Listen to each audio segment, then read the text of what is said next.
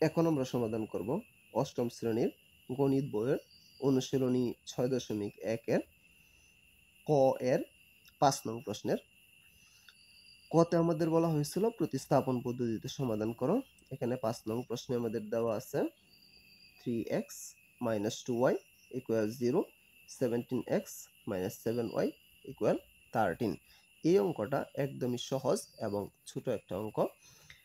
আর এই প্রতিস্থাপন পদ্ধতিতে সমাধান করার জন্য কিছু নিয়ম আছে, যেই নিয়মগুলা জানলে অঙ্কটা বুঝতেও সুবিধা হবে এবং অঙ্কটা তোমরা সহজেই পরবর্তীতে একা একা করতে পারবা। তো সেই নিয়মগুলা আমি বাংলায় লিখে ভিডিও ডেসক্রিপশন বক্সে দিয়ে দিব। সেখান থেকে যদি তোমরা দেখে নাও তাহলে তোমাদের জন্য অঙ্কটা বুঝতে আরো বেশি সুবিধা হয়ে যাবে। এখন আমরা যদি এটা সমাধান করি তার জন্য আমরা কি করব? তার জন্য আমরা এই যে দুইটা বীজগণিতিক রাশি দেওয়া আছে, আমরা এই দুইটাকে দুইটা সমীকরণ ধরব। এই যে এইটাকে ধরলাম 1 নং সমীকরণ, প্রমাণ সংখ্যায় ধরতে হবে। এটাকে ধরলাম 2 নং সমীকরণ। ধরার পরে এখন আমরা 1 নং থেকে x অথবা y যে কোনো একটা মান নির্ণয় করব। সম্ভাব্য মান, এটা সম্পূর্ণ মান না। তাহলে আমরা 1 নং হতে পাই। 1 নং আমাদের কি আছে? 1 নং আমাদের আছে 3x - 2y = 0, বা আমাদের এখান থেকে যদি আমরা x এর মান নির্ণয় করি তাহলে আমরা 3x টা বাম পাশে রাখলাম আর 2y টা এই পাশে যেহেতু মাইনাসের আছে ওই পাশে গেলে কি হবে? প্লাস হবে। প্লাস হয়ে কার সাথে প্লাস হবে? 0 এর সাথে। আচ্ছা, আমরা কি জানি 0 এর সাথে কোনো সংখ্যা যোগ করলে এটার কি কোনো পরিবর্তন হয়? হয় না। তাহলে আমরা লিখব 2y, বা 3x যা আছে তাই। আমরা এই 3x না, এই 3 টা এই পাশে কি আকারে আছে? x এর সাথে গুণ আকারে আছে। তাহলে আমরা ওই পাশে নিলে কি হবে? ভাগ হবে। তাহলে শুধু x টা রাখলাম আমরা ইকুয়াল, তাহলে 2y / 3। এটা পেলাম আমরা x এর একটা কাছাকাছি মান এবং এটাকে আমরা 3 নং সমীকরণ ধরলাম। এখন এই x এর মানটা আমরা কয় নং সমীকরণ থেকে পেয়েছি? 1 নং সমীকরণ থেকে। এখন এটাকে আমরা 2 নং সমীকরণে বসায়া y এর মানটা নির্ণয় করব। তাহলে আমরা লিখব x এর মান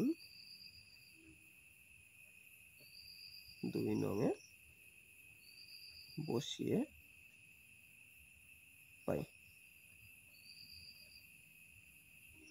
2 নং এ বসিয়ে পাই। 2 নংটা আমাদের কি আছে? 17x - 7y = 13, বা এখন আমরা কি করব? এই 17 যা আছে তাই এটার সাথে আমরা x এর মানটা বসাবো। x এর পরিবর্তে x এর মানটা বসাবো। x এর মানটা কত আছে? 2y / 3। তাহলে আমরা x এর পরিবর্তে লিখব 2y / 3। এটা কি আছে? এই যে 17 বা 17 এটার সাথে কি আকারে আছে? গুণ আকারে। এই কারণে আমরা একটা ব্র্যাকেট দিলাম। তাহলে আমরা মাইনাস 7y যা আছে তাই ইকুয়াল 13 যা আছে তাই। এইগুলা দেওয়ার পরে এখন আমরা কি করব? এইটার সাথে এটা গুণ করব। তাহলে আমরা কি জানি? এই 17 এর নিচে মনে মনে একটা কি আছে? 1 আছে। 1 এর সাথে 3 গুণ করব আর এই 17 এর সাথে এই 2 আমরা গুণ করব। তাহলে আমরা কি করব? বা নিচে 1 এর সাথে 3 যদি আমরা গুণ করি তাহলে 3 যা আছে তাই, আর 17 এর সাথে যদি 2 গুণ করি তাহলে কত হয় আমাদের? 34 বা 34 যাই বলো, 34y মাইনাস কত আছে? 7y = 13। আচ্ছা, পরবর্তীতে আমরা এটাকে কি করতে পারি? এই যে 3 আছে এবং 7y এর নিচে মনে মনে আরেকটা 1 আছে। তাহলে আমরা 1 আর 3 লসাগু যদি নেই তাহলে আমাদের কত হবে? লসাগু হবে 3। নিলাম। নেওয়ার পরে আমরা কি জানি? হর দ্বারা লসাগুকে ভাগ করতে হয়। তাহলে 3 হচ্ছে হর আর এই 3 হচ্ছে লসাগু। 3 দ্বারা যদি আমরা এই লসাগু 3 কে ভাগ করি তাহলে হয় 1 বার। 1 এর সাথে যদি আমরা উপরের লবটা গুণ করি মানে 34y গুণ করি তাহলে 34y যা আছে তাই। এই মাইনাসটা এটার নিচে মনে মনে আছে 1 হচ্ছে আমাদের হর।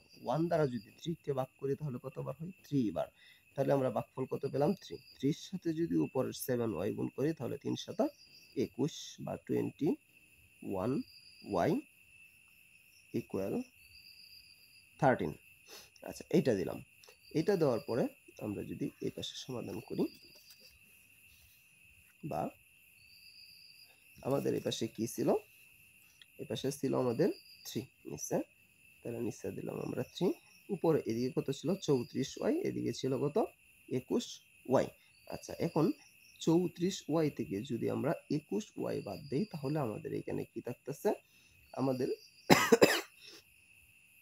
এইখানে থাকতেছে কত 13y বা 13y ইকুয়াল এই 13 যা আছে তাই। বা এখন এই 3 আছে আমাদের সমানের বাম পাশে ভাগ আকারে, তাহলে সমানের ডান পাশে নিলে কি হবে, গুণ হবে। তাহলে এটা যদি আমরা এই 13 এর সাথে গুণ করি তাহলে আমাদের উপরের 13y বা 13y যা আছে তাই, এই 3 এর সাথে 13 গুণ করলে আমাদের 39 বা 39 লিখলাম।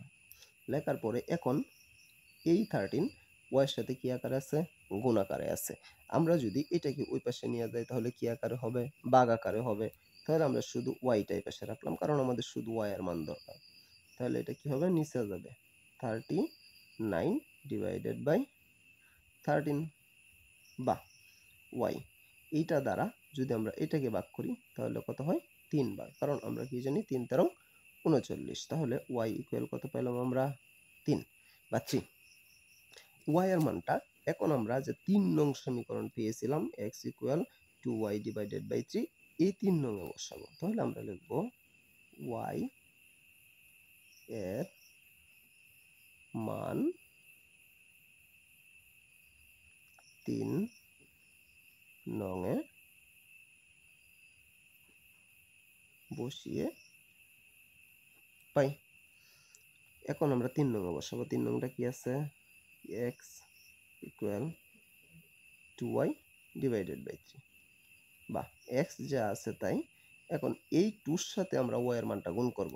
তাহলে 2 ইনটু y এর মান কত, 3 ডিভাইডেড বাই 3 বা